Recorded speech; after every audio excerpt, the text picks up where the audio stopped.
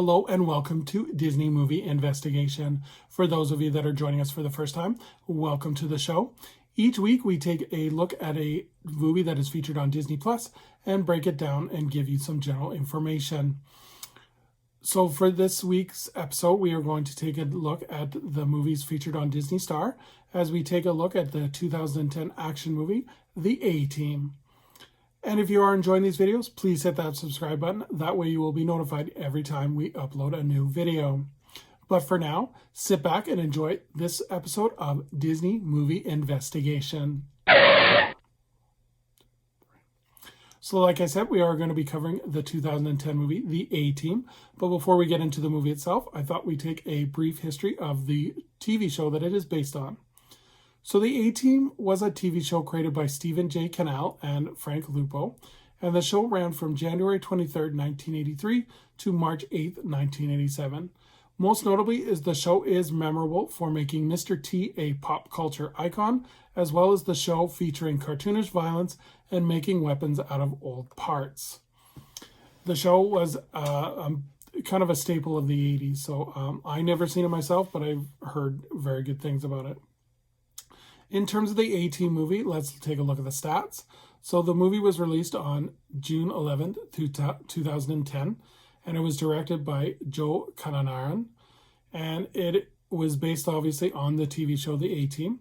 And the production companies were Dune Entertainment, Top Cow Production, and Scott Free Production, with 20th Century Fox distributing the picture. The budget for this movie was $100 million, and it did a box office of $177.2 million. So in terms of the development of the film had been in development since mid-1990s, and Stephen J. Cannell hoping to update the setting to the Gulf War. In June 2009, Liam Neeson and Bradley Cooper were announced to be considered as for the characters of Hannibal and Templeton. And then August 2009, it was reported that MMA fighter Quentin Rampage Jackson was going to play B.A. However, this was later denied by Jackson's representatives, but then reconfirmed in late 2009, it was set that Jackson was going to play B.A. In September of 2009, Shahirto Kuple and Jessica Biel also confirmed their roles. And then the majority of the film was shot in Canada, including Kamloops, Vancouver, Cache Creek, and Ashcroft. Now let's take a look at the cast. So we have Liam Neeson playing John Hannibal Smith, Bradley Cooper, who plays Templeton Face Peck, Quentin Rampage Jackson, who plays B.A. Baracus, Charlito Kuple, who plays H.M. Howling Mad Murdoch, Jessica Biel plays Clarissa Sosa, and Patrick Wilson plays Agent Lynch. So let's take a look at the plot. So we are introduced to Hannibal, Face, B.A., and Murdoch, and together they make the A-Team, a group of skilled Army Rangers with 80 successful missions under their belt. Stationed out in Iraq, they are approached by CIA agent Lynch, who offers them a job involving stolen U.S. mint plates and $1 billion in counterfeit money. The A-Team takes the job, only to find out it's a setup. Court-martialed and sentenced to 4 individual prisons, one a psychiatric ward in Murdoch's case, the team is almost a distant memory. 6 months later, though, Hannibal escapes prison and pulls together the team to take down the man who set them up and restore their names. With a demoted captain, Jessica Biel, on their tail, who happens to be Face's old flame, the team races to seize the plates again, only to discover that it's nothing as it seems. So in order to promote this movie, in February 2010, a series of comic books was announced to help promote. The series A-Team War Stories is a prelude to the film, focusing on one-shots of each of the 4 members of the A-Team. A second comic book series called A-Team Shotgun Wedding is a direct tie to the film, shows the characters after they escape the prison. Jazzwares also released a series of action figures featuring the 4 main characters, plus the GMC Veranda, which acts as the main vehicle. That is a direct reference to the television series. And then lastly, an iPhone app was released as a third-person shooter game, again to help promote the film.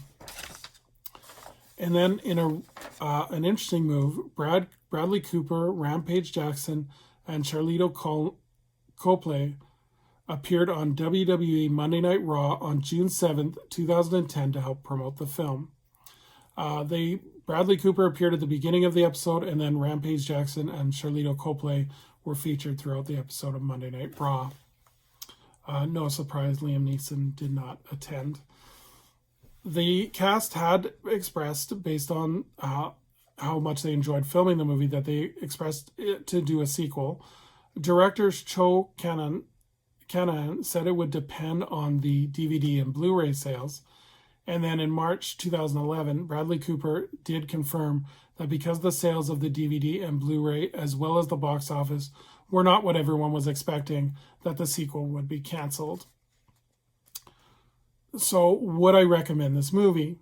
I think the movie was okay. I like the performances of Liam Neeson and Bradley Cooper. Bradley Cooper is really funny in this movie. The first half of the movie is really engaging, and I like the story about how the team gets together. The second half of the movie, though, is I think where it tends to be a bit weaker. The story has too many plot twists about who's working for who and who's setting up who, that it gets awfully confusing. This is the third time I've seen this movie, and now I'm starting to it makes a lot more sense, but it shouldn't. I don't think movies should have to be a third time watching for you to understand the story. And you're not sure who's against the A-Team, who's with the A-Team. It just makes like it's a really confusing story.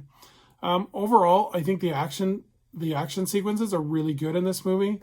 There's a lot of great sequences, especially with there's a scene where they are parachuting from an airplane in a tank, and I thought it's really visually well done. So it's like I said, great sequences, but not a great story.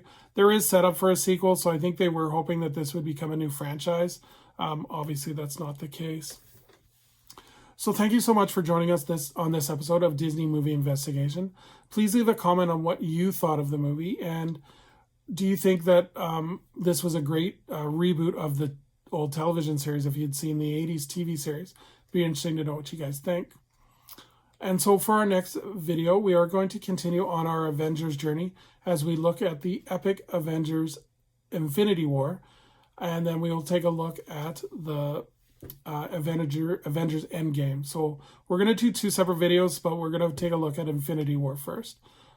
So until next time, I hope you guys are having a magical day, and we will see you real soon. Bye-bye.